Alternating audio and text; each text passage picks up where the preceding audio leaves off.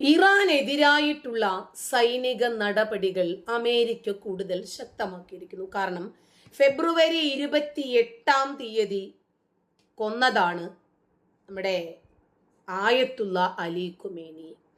ഒരുപാട് മനുഷ്യന്മാർ, പ്രത്യേകിച്ച് സ്വന്തം ജനതയെ കഴുമരത്തിലേറ്റുന്നത് കണ്ടാസ്വദിച്ച ആയത്തുള്ള അലി ഖുമേനി എന്ന് പറയുന്ന രക്തരക്ഷസിന് ഇതിൽ പരം ഒരു മോഡൽ ശിക്ഷ വേറെ കിട്ടാനില്ല. ശരീരം ഇരുന്ന് ചീഞ്ഞ് ചീർത്ത് നാറി. കാരണം അവൻ അറിയണം, ഒരുപാട് മാതാപിതാക്കൾക്കു മക്കളെ നഷ്ടപ്പെടുത്തിയ, ഒരുപാട് മക്കൾക്കു മാതാപിതാക്കളെ നഷ്ടപ്പെടുത്തിയ, ഒരുപാട് വിധവകളെ സൃഷ്ടിച്ച, അനാഥരെ സൃഷ്ടിച്ച, ഒരിക്കലും ഒരു ഭരണാധികാരിയും സ്വന്തം രാജ്യത്തോട് ചെയ്യാൻ പാടില്ലാത്ത ഒരുപാട് ക്രൂരകൃത്യങ്ങൾ ചെയ്ത ഈ നരാധമൻ ഈ രൂപത്തിൽ തന്നെ അസ്തമിക്കണം. അതുകൊണ്ട് ഇവനൊന്ന് മണ്ണോടു മണ്ണ് ചേർന്നിട്ട് വേണം ബാക്കി ആരംഭിക്കാൻ എന്ന് കരുതി അമേരിക്ക ഒന്ന് ഹോൾഡ് ചെയ്തതായിരുന്നു. ശരി, ഇപ്പോൾ ആ പുറംതോടുകൾ ഭേദിച്ചുകൊണ്ട് തിരിച്ചു വന്നിരിക്കുന്നു. ഒന്നും രണ്ടുമല്ല, വിവിധ സൈനിക കേന്ദ്രങ്ങള്, പ്രതിരോധ സംവിധാനങ്ങളൊക്കെ ലക്ഷ്യമിട്ടിട്ട് 140 ഇടങ്ങളാണ് മിസൈൽ ആക്രമണം നടത്തിയത്. എങ്ങും പുകപടലങ്ങൾ മാത്രം, വലിയ ശബ്ദങ്ങൾ മാത്രം, കെട്ടിടങ്ങൾ തകർന്നു വീഴുന്ന, മനുഷ്യന്മാർ ചിതറിത്തെറിക്കുന്ന, വാഹനങ്ങൾ പൊട്ടിത്തെറിക്കുന്ന ശബ്ദം മാത്രം. ബന്ദർ അബ്ബാസ്, ഖഷാം, ഹജിയാബാദ് എന്നിവിടങ്ങളിലൊക്കെ ശക്തമായിട്ടുള്ള സ്ഫോടനങ്ങൾ ഉണ്ടായതായിട്ട് ഇറാൻ തന്നെ സ്ഥിരീകരിച്ച് വാർത്ത പുറത്തുവിട്ടിട്ടുണ്ട്. അതുപോലെ ഹോർമോസ്ഗൻ പ്രവിശ്യയിൽ നടന്ന ആക്രമണത്തിൽ ഒരു ടെലികോം ജീവനക്കാരൻ കൊല്ലപ്പെടുകയും 2 പേർക്ക് പരിക്കേൽക്കുകയും ചെയ്തു എന്ന് ഇറാൻ അറിയിച്ചു. മിസൈൽ സംവിധാനങ്ങൾ, വ്യോമ പ്രതിരോധ കേന്ദ്രങ്ങൾ, ഹോർമൂസ് കടലിടുക്ക്, സ്പീഡ് ബോട്ടുകൾ, ഇതൊക്കെ അമേരിക്ക ലക്ഷ്യമിട്ട് അത് ലക്ഷ്യത്തിൽ എത്തിച്ചു എന്ന് തന്നെയാണ് യാഥാർത്ഥ്യം. എന്നാൽ ഹോർമൂസ് കടലിടുക്ക് അന്താരാഷ്ട്ര ജലപാതയായി തുടരുമെന്നും ഇറാൻ അതിനെ നിയന്ത്രിക്കുന്നില്ലെന്നും US പറഞ്ഞു. സെൻട്രൽ കമാൻഡാണ് അത് കൃത്യമായിട്ടുള്ള ഒരു സ്ഥിരീകരണവുമായി രംഗത്ത് വന്നിരിക്കുന്നത്. കുവൈത്തിലെ അമേരിക്കൻ സൈനികർ കൊല്ലപ്പെട്ടു എന്ന പ്രചാരണം തള്ളിക്കളഞ്ഞ US അത്തരം ഒരു സംഭവവും ചെറുതോ വലുതോ ഉണ്ടായിട്ടില്ലെന്നും സ്ഥിരീകരിച്ചു. ഇനി മറുവശത്തോ ഹോർമൂസ് കടലിടുക്ക് അടച്ചതായിട്ട് ഇസ്ലാമിക് റവല്യൂഷണറി ഗാർഡ് കോപ്സ് അഥവാ IRGC പ്രഖ്യാപിക്കുന്നു. ഇറാൻ അംഗീകരിക്കാത്ത കടൽ പാതകളിലൂടെ കപ്പലുകൾ സഞ്ചരിക്കരുത് എന്ന് മുന്നറിയിപ്പ് നൽകി. മുൻ പരമോന്നത നേതാവായിട്ടുള്ള ആയത്തുള്ള അലി ഖുമേനിയും മറ്റ് ഇറാൻ നേതാക്കളുടെയും ഒക്കെ കൊലപാതകത്തിന് ആഗോളതലത്തിൽ പ്രതികാരം ചെയ്യുമെന്ന് പുതിയ പരമോന്നത നേതാവ് കോമയിൽ നിന്നും എഴുന്നേറ്റ് വന്ന് മൂക്കിൽ പഞ്ഞു വെച്ചിട്ടില്ലെന്നേ ഉള്ളൂ, ബാക്കി എല്ലാം ആയി കഴിഞ്ഞു. അത്രയ്ക്ക് ചത്ത ശവം പോലെയായി ഇവനൊക്കെ ചെയ്തത് വെച്ചതായിട്ടാ ഇങ്ങനെ പറയേണ്ടി വരുന്നത് കേട്ടോ, ക്ഷമിക്കണം. അപ്പോൾ ഈ മൊജ്തബ ഖൊമേനി മുന്നറിയിപ്പ് നൽകിയത് അമേരിക്കയെ എന്തോ കയറി ഒലത്തുമെന്നുള്ള രൂപത്തിലാണ്. സംഘർഷം കൂടുതൽ രൂക്ഷമാകുമെന്ന ആശങ്ക അന്താരാഷ്ട്ര തലത്തിൽ ശക്തമായിരിക്കുന്ന ഒരു സാഹചര്യവും കൂടി പശ്ചിമേഷ്യയിലുണ്ട്. അതായത് ഇറാൻ ഏതാണ്ട് ഹോർമൂസ് കടൽ അടച്ചു, ആ കടലിടുക്ക് അടച്ചു. ഹോർമൂസിൽ GFS ഗാലക്സി എന്ന കപ്പൽ ആക്രമിക്കപ്പെടുന്നു. പിന്നെ അമേരിക്ക ചുമ്മാ ഇരിക്കുവോ? വീണ്ടും അമേരിക്ക സംഘർഷം എന്താണ് എന്ന് ഇറാനെ കാണിച്ചു കൊടുക്കാൻ വേണ്ടി തുനിഞ്ഞിറങ്ങി. ഇപ്പോ ഏപ്രിലിന് മുന്നത്തെ ഒരു സാഹചര്യം ഉണ്ടായിരുന്നല്ലോ. ഏപ്രിൽ മാസത്തിന് മുമ്പ് ഫെബ്രുവരിയിലാണ് ഇവർ യുദ്ധം തുടങ്ങി വെക്കുന്നത്. പരസ്പരം വ്യാപകമായിട്ടുള്ള ആക്രമണങ്ങൾ അവസാനിപ്പിച്ച് വെടിനിർത്തൽ പ്രഖ്യാപിച്ച ഏപ്രിലിന് മുമ്പത്തെ ഒരു അവസ്ഥയിലേക്ക് വീണ്ടും സംഘർഷം എത്തി നിൽക്കുന്നു. ഫെബ്രുവരി 28 തുടങ്ങി ഫെബ്രുവരി, മാർച്ച്, ഏപ്രിലിലാണ് ഒരു ചർച്ചയ്ക്ക് എന്തെങ്കിലും രൂപത്തിൽ ഒരു അനുനയം വരുന്നത് തന്നെ. ഇപ്പോൾ പശ്ചിമേഷ്യ മുഴുവനും ഡ്രോൺ ആക്രമണങ്ങൾ, മിസൈലുകൾ ആക്രമണങ്ങൾ തുടർന്നുകൊണ്ടേയിരിക്കുന്നു. വീണ്ടും ഹോർമൂസ് അടച്ചതും അതുപോലെ അമേരിക്കൻ കപ്പൽ ആക്രമിച്ചതും സാഹചര്യം സങ്കീർണമാക്കി. ഇന്നലെ വരെ ഇല്ലാത്ത വിധം ഇറാനിലെ 140ഓളം കേന്ദ്രങ്ങളിലാണ് അമേരിക്ക ആക്രമണം അഴിച്ചുവിട്ടത്. അമേരിക്ക തങ്ങളുടെ ശക്തി എന്താണ് എന്ന് ഇറാന് ബോധ്യപ്പെടുത്തി കൊടുക്കാൻ തന്നെയാണ് തീരുമാനിച്ചിരിക്കുന്നത്. അങ്ങനെ ഹോർമൂസ് GFS ഗാലക്സി എന്ന കപ്പൽ ആക്രമിച്ചു എന്നതായിരുന്നു അമേരിക്കയെ ചൂടിപ്പിച്ചത്.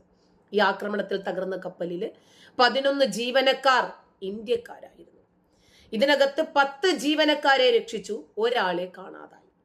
ഇപ്പോ തെരച്ചിലിനിടയിൽ ഇറാൻ സൗഹൃദ രാഷ്ട്രങ്ങളെ പോലും വെറുതെ വിടുന്നില്ല. ഒമാനിലെ ദുഃഖം തീർത്ത് അമേരിക്കൻ ദുഃഖം ഇല്ലാതാക്കി. അമേരിക്കൻ സൈനിക ലോജിസ്റ്റിക്സ്, വിമാന ഇന്ധന കേന്ദ്രങ്ങള്, Qatar Al Udeid airbase, fighter jet command centre, ബഹ്റൈനിലെ 5ാം കപ്പൽപ്പട അവരുടെ താവളം, കുവൈത്തിലെ ആയുധ ഡിപ്പോ, പേട്രിയറ്റ് മിസൈൽ സിസ്റ്റം, ജോർദാനില് MQ-9 ഡ്രോൺ ഹാങ്ങർ എന്ന് വേണ്ട ഇറാൻ അമേരിക്കയെയും ഇസ്രായേലിനെയും തൊടാൻ സാധിക്കാത്തതുകൊണ്ട് അറബ് രാജ്യങ്ങളെ മുച്ചൂട് മുട്ടിക്കുക, ചാരമാക്കുക എന്ന ലക്ഷ്യവും പേറിയാണ് ഇറങ്ങി തിരിച്ചിരിക്കുന്നത്.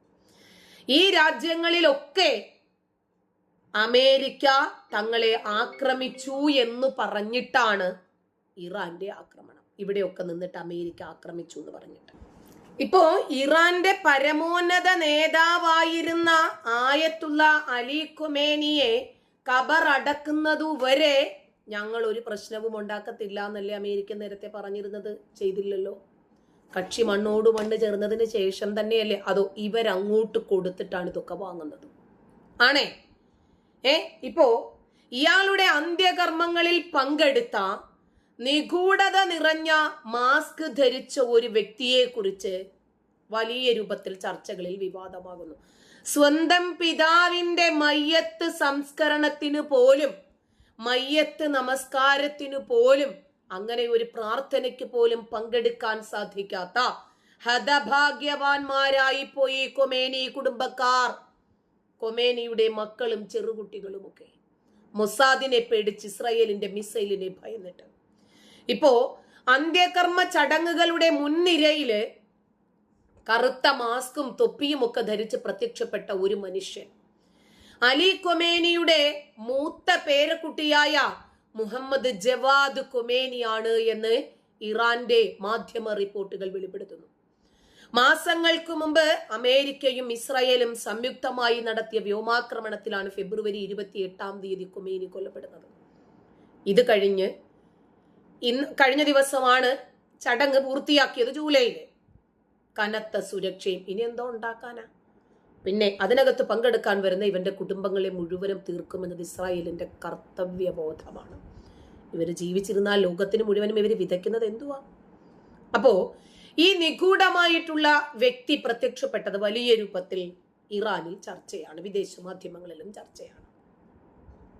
ഇപ്പോ ഇയാള് ഖൊമേനിയുടെ മകനും അടുത്ത പിൻഗാമിയുമായി കണക്കാക്കപ്പെടുന്ന മൊജ്തബ ഖൊമേനിയാണോ അതോ ആയത്തുള്ള അലി ഖൊമേനിയുടെ മൂത്ത മകന്റെ മകനാണോ? വലിയ രൂപത്തിലുള്ള അഭ്യൂഹങ്ങളാണ് നിരന്നു നിൽക്കുന്നത്.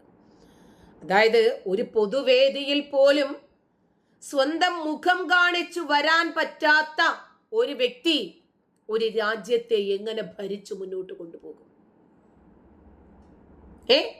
ഇപ്പോ അലി ഖൊമേനിയുടെ മൂത്ത മകൻ മുസ്തഫ ഖൊമേനി, അയാളുടെ മകനാണ് മുഹമ്മദ് ജവാദ് ഖൊമേനി. അയാളാണ് മാസ്ക് ധരിച്ചു വന്നത് എന്നാ പറയുന്നത്.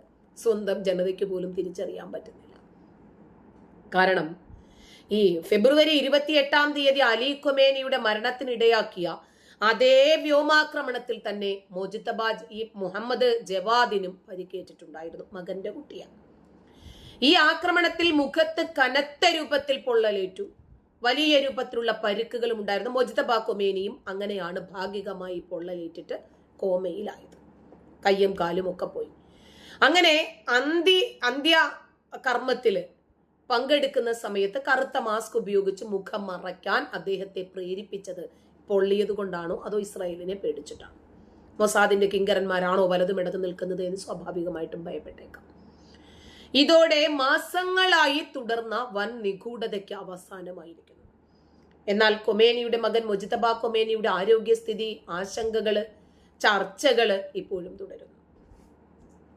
അപ്പോ അന്നത്തെ ആക്രമണത്തില് മൊജിത്തബയ്ക്കും ഗുരുതരമായി പരിക്കേൽക്കുകയും മുഖത്തിന് വൈരൂപ്യം സംഭവിക്കുകയും അങ്ങനെ കോമയിലാകുകയും ചെയ്തു എന്നാണ് US രഹസ്യാന്വേഷണ വിഭാഗത്തെ ഉദ്ധരിച്ച അന്താരാഷ്ട്ര മാധ്യമങ്ങൾ റിപ്പോർട്ട് ചെയ്തത്. ആക്രമണം നടക്കുന്ന സമയത്ത് അലി ഖൊമേനിയുടെ അതേ വസതിയിൽ ഉണ്ടായിരുന്ന വ്യക്തിയാണ് മകൻ മുജ്തബ ഖൊമേനി. മറ്റൊരു മുറിയിലായിരുന്നു എന്ന് മാത്രം. കഷ്ടിച്ച് ജീവനോട് രക്ഷപ്പെട്ടു എന്ന് പറയപ്പെടുന്നു. അതിനുശേഷം ഇന്നേ വരെ ഇവനെ ആരും കണ്ടിട്ടില്ല. IRGC-ക്കാര് പോലും കണ്ടിട്ടില്ല. അപ്പൊ ഇയാള് പിന്നീട് ഈ ഫെബ്രുവരി 28 വാപ്പ കാഞ്ഞതിന് ശേഷം ഇവനും വീണതിന് ശേഷം പൊതുവേദികളിലോ പ്രസംഗങ്ങളിലോ ഒരു വോയിസിലൂടെ പോലും വന്നിട്ടില്ല. സ്വന്തം കൈപ്പടയിൽ എഴുതിയ സന്ദേശങ്ങൾ എത്തുന്നു എന്ന് പറയുന്നു. ഇതാരും കണ്ടവരില്ല. സൈനിക മേധാവികളുമായി മുതിർന്ന പുരോഹിതന്മാരുമായിട്ടുമൊക്കെ ഇയാൾ ആശയവിനിമയം നടത്തുന്നതിന്റെ യാതൊരു തെളിവുമില്ല. അമേരിക്കയുമായും ഇസ്രായേലുമായിട്ടുള്ള കടുത്ത സംഘർഷം നിലനിൽക്കുന്നത് കൊണ്ട് അതീവ രഹസ്യമായി സൂക്ഷിച്ചിരിക്കുന്ന അലി ഖൊമേനിയുടെ മൃതദേഹം ഇനി അവൻ എന്തോ ചെയ്യാൻ 6 ദിവസം നീണ്ടുനിന്ന വിലാപയാത്രകൾക്ക് ശേഷമാണ് കഴിഞ്ഞ വ്യാഴാഴ്ച ജന്മനാടായിട്ടുള്ള മഷാദിലെ ഇമാം റസ്സ മസ്ജിദിൽ സംസ്കരിക്കുന്നത്. കോടിക്കണക്കിന് ആളുകളാണ് ഈ ചടങ്ങിൽ പങ്കെടുത്തത് എന്നതാണ് ഔദ്യോഗികമായിട്ടുള്ള വിവരം. എന്തായിരുന്നാലും അങ്ങനെ ഒരുത്തൻ ചത്തതോടുകൂടി ഇറാൻ ഫ്രീ ആയി എന്ന് നമുക്ക് അനുമാനിക്കാൻ വേണമെങ്കിൽ. കാരണം ഇവന്റെ കിരാതമായിട്ടുള്ള ഭരണത്തിൽ ജനങ്ങൾ വല്ലാതെ ഇഴുകി ജീവിക്കുമായിരുന്നു. നെരിപ്പോടുമായിട്ട് ശ്വാസം മുട്ടി ജീവിക്കുമായിരുന്നു. അടുത്ത മുജ്തബ ഖൊമേനി അവൻ വന്നാൽ ഇതിന്റെ അപ്പുറമായിരിക്കുമെന്ന് ആളുകൾക്ക് അറിയാം.